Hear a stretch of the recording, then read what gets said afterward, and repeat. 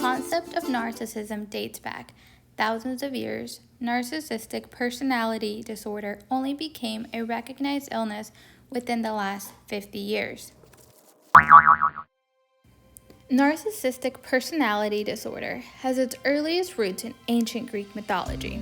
According to the myth, Narcissus was a handsome and proud young man who was so obsessed with gazing at his own reflection in the water that he remained at the water's edge until he eventually wasted and died.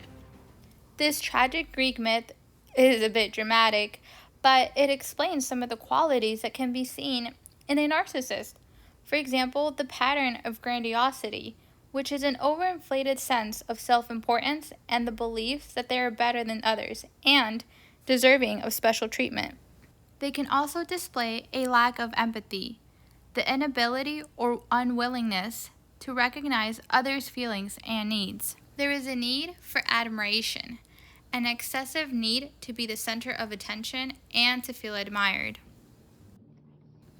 Some have impaired superficial relationships. They engage in relationships with individuals that they view as beneficial only for their self-enhancement and fulfillment of needs.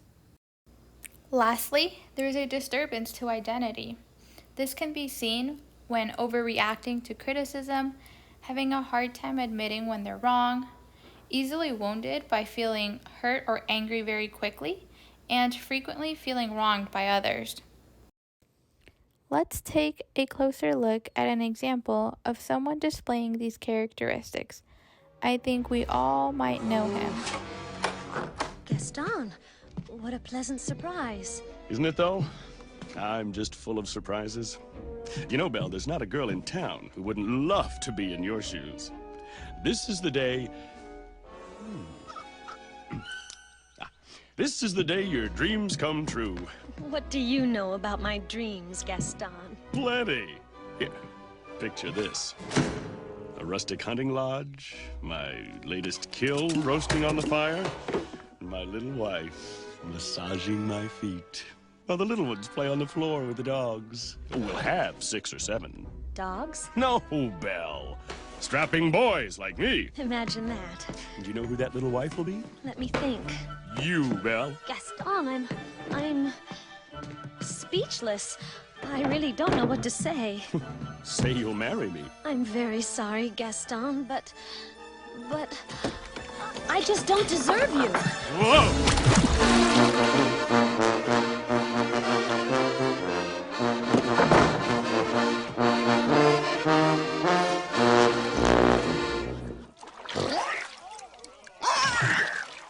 So, how'd it go?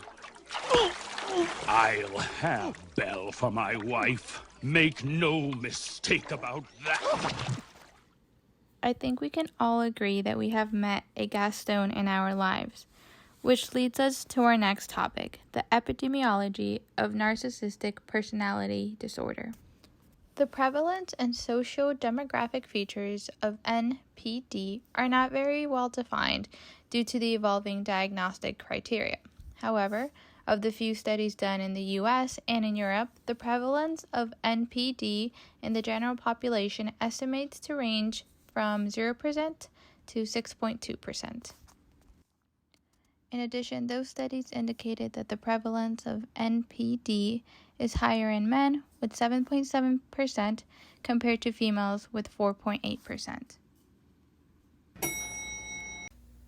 NPD is often diagnosed during the clinical interview, and it is mostly based on observable patient symptoms during the interview, as well as patient history dating back to early adulthood and teenage years.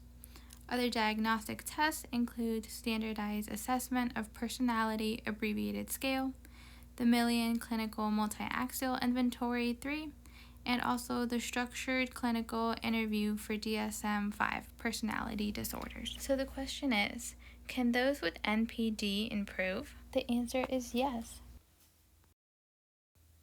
Psychotherapy is the preferred first-line treatment over the medication approach. Some of these therapies include the dialectical behavioral therapy, which combines group treatment, the mentalization-based therapy, structured psychotherapies, and most commonly the supportive psychotherapy, which is combined with pharmacomanagement. Speaking of pharmacotherapy, medication used in patients with NPD is best kept to a minimum due to the lack of FDA approval. However, when prescribed, they are used for severe NPD symptoms that pose a risk to safety, such as impulsive anger and aggressiveness, gross affective instability, and cognitive perceptual disturbances. In addition, medications that are used to treat major depression and anxiety disorders also help with NPD. It's important to address NPD because it can lead to a multitude of complications, such as suicide attempts, substance abuse, high-risk sexual activity, functional impairments such as poor interpersonal function, physical disorders such as cardiovascular disease, and they're more likely to even spend time in prison. Those with NPD disorder are difficult to treat and very resilient to change. However, improvements can be made through life events that involve achievement and relationships.